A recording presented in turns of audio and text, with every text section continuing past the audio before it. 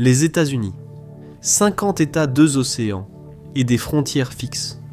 Mais si ce n'était pas tout à fait vrai? Et si les frontières n'étaient pas vraiment définitives? Peut-être que Washington vise un lieu qui n'est pas encore américain. Pourquoi les États-Unis agissent-ils déjà comme propriétaires du Groenland? Et soyons honnêtes, après le Venezuela, tout était possible. Regardez cette île de l'Atlantique Nord. Peu peuplée, riche en ressources, elle devient rapidement un pilier de la défense antimissile américaine et de la stratégie arctique. Cela fait du Groenland un cas d'école moderne sur la façon dont l'Amérique s'étend, sans s'étendre officiellement. Le Groenland fait 3 fois la taille du Texas, et compte moins d'habitants qu'une petite ville américaine. Et il se trouve directement sous la trajectoire de missiles la plus courte entre la Russie et l'Amérique. En janvier 2026, c'est toujours un territoire autonome au sein du Royaume du Danemark. Il bénéficie de l'autonomie depuis 2009, bien que le Danemark gère les affaires étrangères et la défense. En réalité, le Groenland accueille la base spatiale de Pituffik, la base militaire américaine la plus au nord. Pendant des décennies, Pituffik a servi de gigantesques oreilles, écoutant les missiles balistiques passant au-dessus du pôle et surveillant de près la flotte du nord russe. L'une des raisons pour lesquelles Pituffik est si importante, c'est que l'Arctique n'est plus aussi éloigné qu'avant. À l'ère des missiles, la distance compte moins. La route la plus courte entre la Russie et l'Amérique du Nord passe par le pôle, et non par un océan. C'est pourquoi le Groenland a toujours eu de la valeur, même lorsqu'il n'était que glace et roche. La base n'est donc pas qu'une relique de la guerre froide. C'est l'un des rares endroits où la couverture radar, le suivi par satellite et les infrastructures d'alerte précoce sont vraiment essentielles. Les États-Unis n'ont pas besoin de posséder le Groenland pour profiter de cet avantage, mais ils doivent s'assurer que l'accès ne puisse pas être perturbé. Et c'est là que la conversation cesse de porter sur la diplomatie et commence à porter sur la permanence. Mais ces dernières années, l'Amérique s'est concentrée sur autre chose. Le changement climatique fait fondre la glace, jusqu'à 280 milliards de tonnes par an à certaines périodes. En reculant, elle révèle ce qui était autrefois impossible. Des routes maritimes plus courtes comme le passage du Nord-Ouest. Si l'Arctique devient praticable, le premier pays à le contrôler ne fera pas qu'accélérer le passage des navires. Il décidera aussi qui sera retardé, qui paiera plus cher et qui sera complètement exclu. Quand une route devient réelle, le monde se réorganise autour, les ports grandissent, les marchés d'assurance s'adaptent. Les compagnies maritimes planifient tout leur avenir en fonction du nouveau calendrier. Et cela change la notion même de contrôle. Il ne s'agit plus seulement de défendre une base, c'est gérer le trafic, faire respecter les règles et décider qui bénéficie d'un accès fiable. Et si cela vous semble théorique, ça ne l'est pas. Celui qui contrôle cette route ne fait pas que déplacer des navires sur une carte, il décide aussi qui prospère en premier. Et le Groenland n'est pas précieux pour sa taille. Il est précieux, car il contient des minéraux indispensables au fonctionnement de l'armée américaine moderne. Les estimations suggèrent que le Groenland détient environ 1,5 million de tonnes métriques de terres rares, les matériaux utilisés pour fabriquer des avions de chasse, des armes de précision, des radars et des satellites. Voilà le problème. Si l'accès aux terres rares est limité, cela ralentit non seulement la technologie grand public, mais aussi la production de défense, les systèmes énergétiques et la capacité industrielle. Les choses dont un pays a besoin lors d'une longue crise. C'est pourquoi le Groenland n'est pas traité comme un territoire lointain. On le traite comme un achat de la Louisiane du XXIe siècle. Il ne s'agit pas d'influence, mais de décider qui peut construire, qui peut s'armer et qui peut durer. La politique du Groenland complique encore les choses. Le Danemark n'est pas la seule voix impliquée ici. Le Groenland a son propre gouvernement, ses propres partis et son propre débat interne sur son avenir. Certains recherchent plus d'indépendance. D'autres préfèrent la stabilité et la protection du Danemark. Certains veulent les avantages économiques du développement, mais redoutent une dépendance à l'argent étranger. Ce n'est donc pas seulement une question d'acceptation du Danemark, mais aussi de savoir si le Groenland pourra continuer à refuser, lorsque la logique stratégique se resserrera. La prise de contrôle moderne débute par des contrats, des infrastructures et la dépendance, non par des troupes. Jusqu'au jour où, soudainement, les décisions les plus importantes ne sont plus prises localement. C'est la forme silencieuse de l'expansion.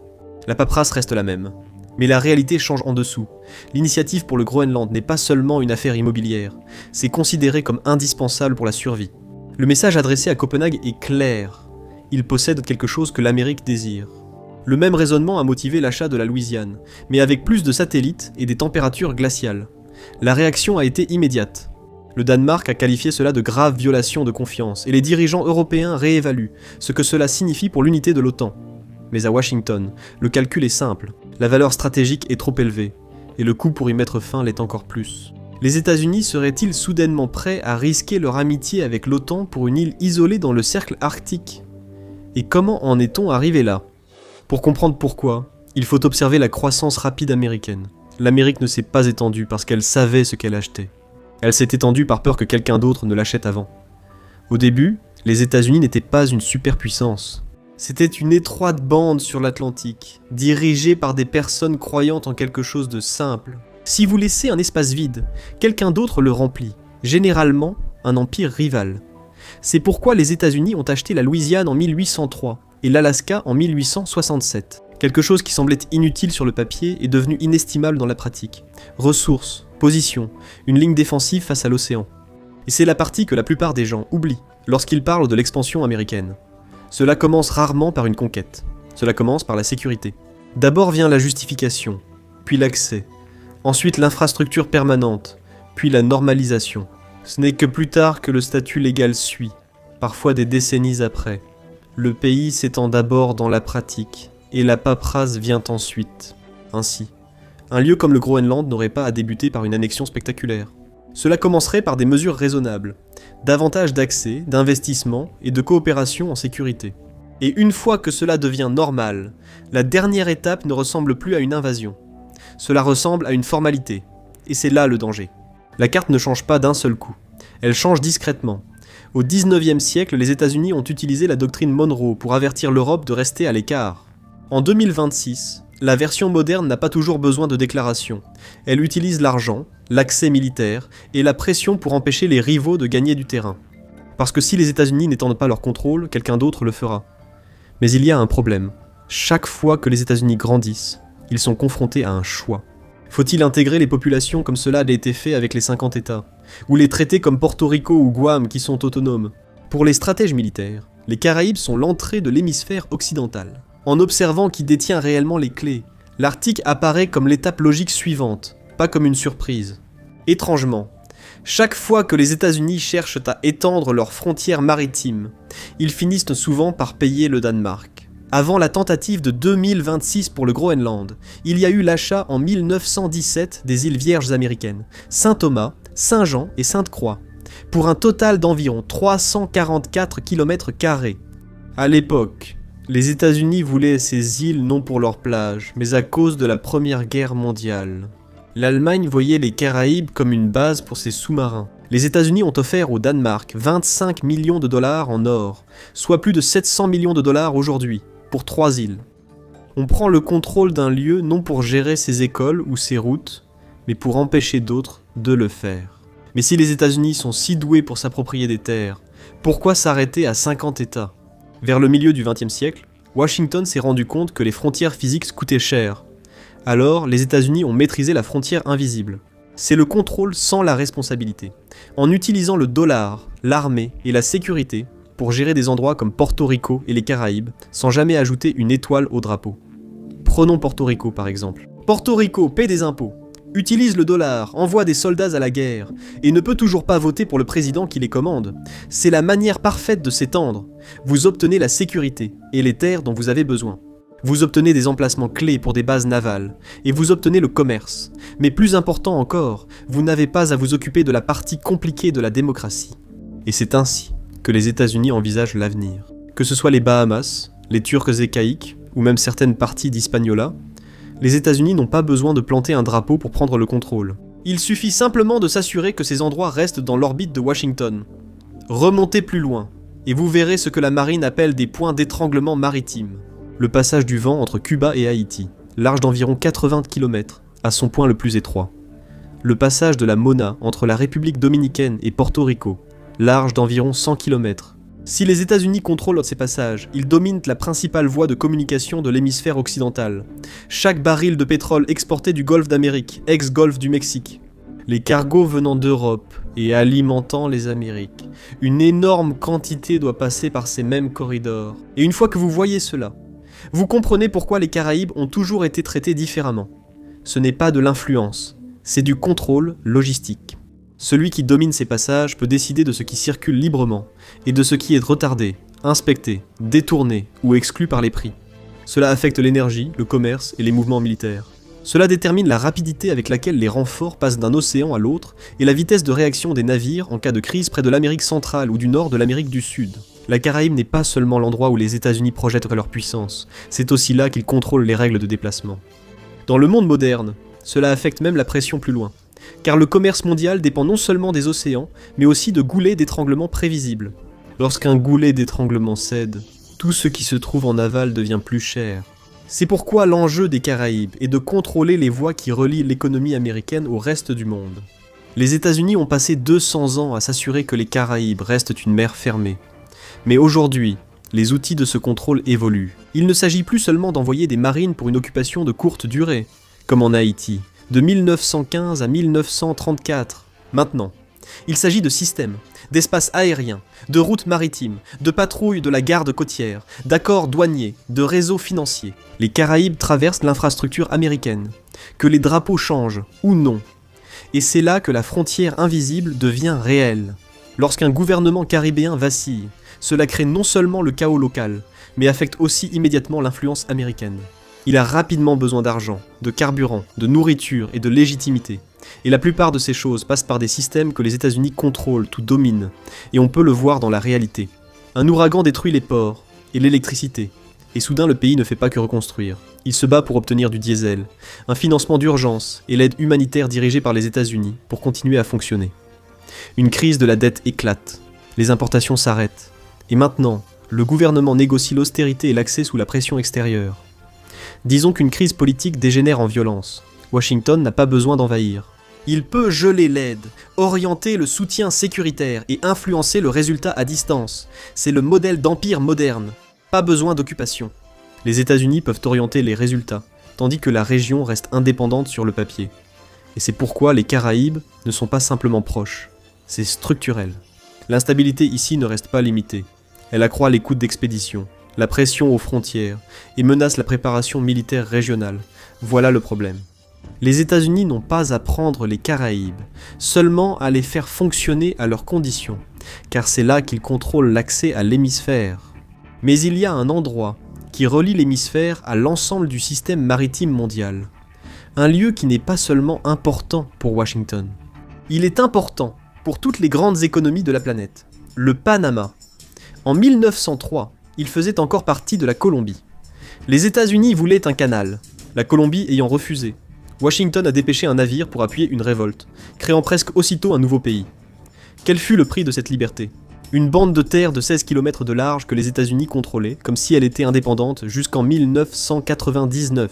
Alors, pourquoi cela compte-t-il aujourd'hui ? Même si les États-Unis ont rendu le canal au Panama, l'appétit pour celui-ci n'a jamais disparu. Récemment, on parle de plus en plus de la nécessité de sécuriser à nouveau le canal. Pourquoi ? Eh bien, parce qu'environ 5 à 6% de tout le commerce maritime mondial passe par ces écluses, y compris 40% du trafic de conteneurs des États-Unis. La Chine investit dans d'autres pays via les nouvelles routes de la soie, tandis que les États-Unis surveillent prudemment le Panama, qu'ils considèrent comme un point faible potentiel. Ils n'ont pas à envahir le Panama. Il suffit simplement de préciser que si la neutralité du canal est un jour menacée, ou si les frais deviennent trop élevés pour les pétroliers américains, l'armée américaine conserve un droit d'intervention. Son expansion se fait à travers les petites lignes du contrat. Mais il y a un endroit qui ne correspond pas à cette logique. Le Venezuela. Aucun pays de la région ne combine à la fois la proximité, l'énergie, la valeur et l'instabilité politique comme lui. Ce n'est pas qu'une question de politique étrangère, c'est aussi un enjeu stratégique proche de la sphère d'influence des États-Unis. Pourquoi le Venezuela revient-il sans cesse dans chaque plan des États-Unis ? Pour répondre à cela, il faut analyser pourquoi les États-Unis s'arrêtent parfois avant de prendre le contrôle d'un pays. Et pourquoi, dans le cas du Venezuela, les règles de la carte pourraient être sur le point de changer complètement. Début janvier 2026, les États-Unis ont lancé l'opération Résolution Absolue dans le but de capturer le président vénézuélien Nicolás Maduro. Et cela a réussi, brisant la chaîne de commandement du régime, le tout sans annexer formellement quoi que ce soit. Mais remarquez ce qui s'est passé ensuite.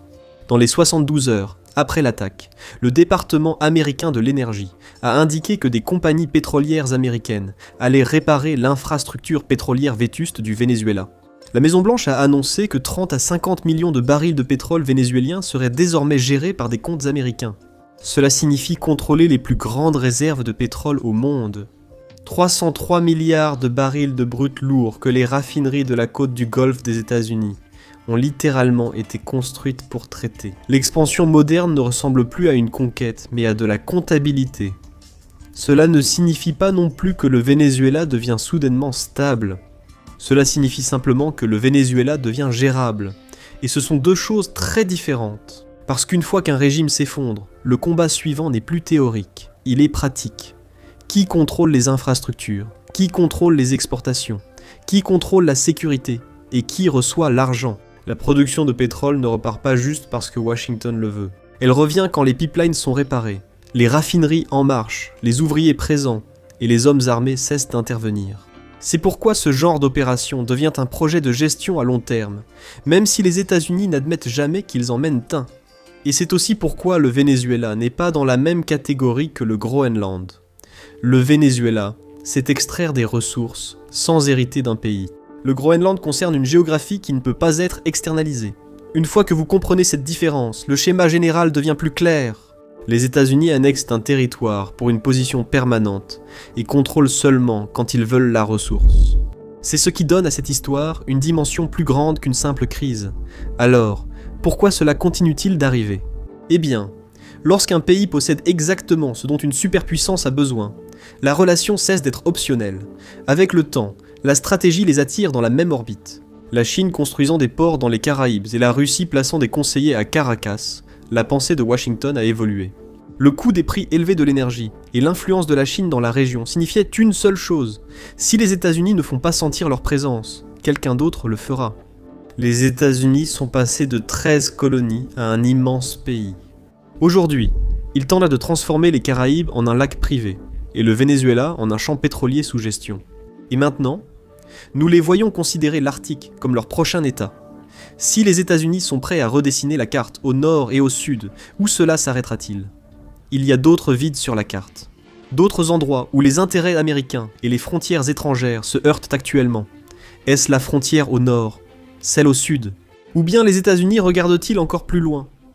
Des îles dans le Pacifique qui sont développées par des rivaux. Ici, les États-Unis n'ont pas à conquérir d'îles, car dans le Pacifique, le contrôle ne se résume pas à planter un drapeau sur une plage. À la place, c'est de la paperasse, qui interdit l'accès à tous les autres. Une piste d'atterrissage qu'un seul pays peut utiliser. Un site radar qui surveille l'horizon.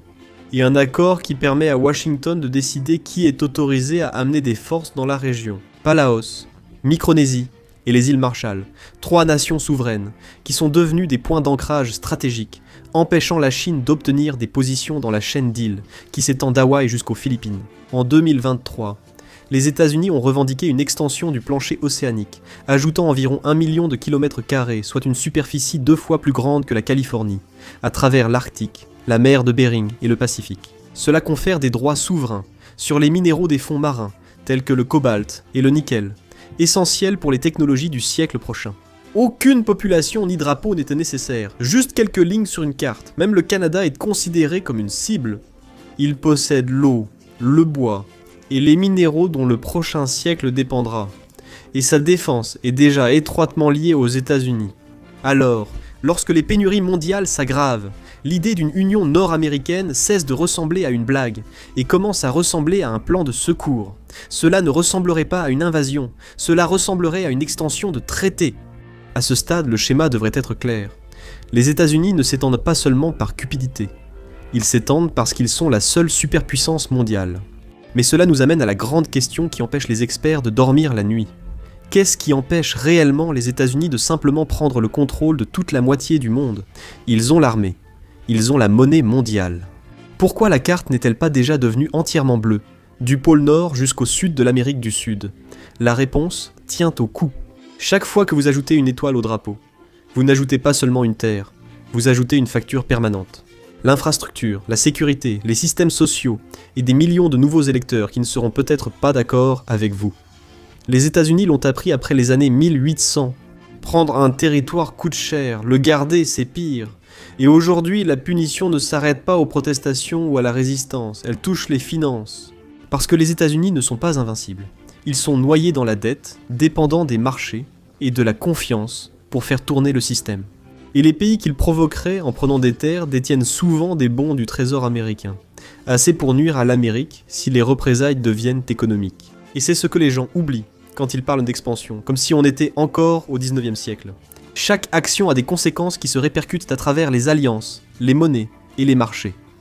Donc, le pouvoir moderne a une apparence différente. Pourquoi prendre des terres quand on peut simplement contrôler l'accès ? Pourquoi occuper un pays quand on peut simplement contrôler son argent, ses routes et ses systèmes ? Voilà la vérité sur la taille des États-Unis. Les gens se concentrent sur les frontières, mais les États-Unis sont déjà aussi grands qu'ils peuvent se le permettre.